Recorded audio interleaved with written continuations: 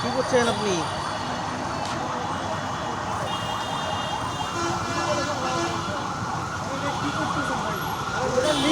Leak করে তেল পড়ে যায়, যেহেতু আমার বরিশাল যাওয়া লাগবে, আম্মা বাড়িতে স্টক করছে। এখন আমি যে বরিশাল যাবো, তাহলে টাঙ্কিতে তেল রাখলে আমি বরিশাল যাইতে পারবো না। বোতলে রাইসে ঢাইলে তারপর চালানো লাগবে গাড়ি। হ্যাঁ, তেল নিতে হবে।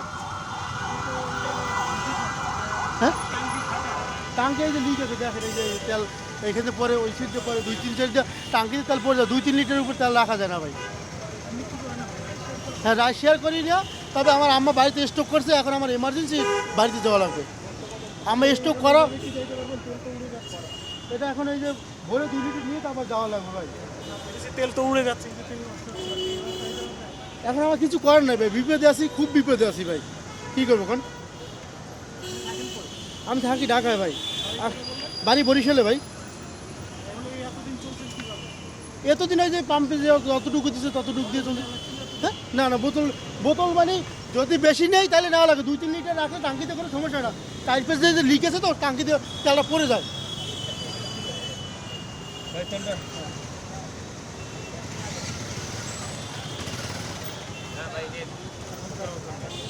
ভিডিও কলে ভাই কিছু করার নাই তো ভাই। আমি তো এটা তো লোকালেও করতে পারতাম ভাই, ওখানেও করতে পারতাম না, এক চিঠি চেপেও করতে পারতাম। যেহেতু আমার প্রবলেম এটা আমি সহজেই করতাম, আমি তো মনে করি নিয়ে করতে পারি। কিন্তু মানুষ তো ভুল ভাববে আপনাকে ভাই, মানুষ ধরলে ভাই বিপদ, মানুষের কখন কথা আসে ভুল ভাবলে ভাই কিছু করার নাই তো ভাই। কখন কার বিপদ আছে কেউ বলতে পারে ভাই। আপনি বিশেষ করে আমার আম্মার সাথে কথা, আমার ফ্যামিলির সাথে কথা বলে দেখতে পারেন যে আমার আম্মা স্ট্রোক করে রুগী কিনে ভাই, বা বরিশাল নিয়ে আসতেছি কিনা। তাহলে আপনি কথা বলতে আমার ফোন আছে ভাই।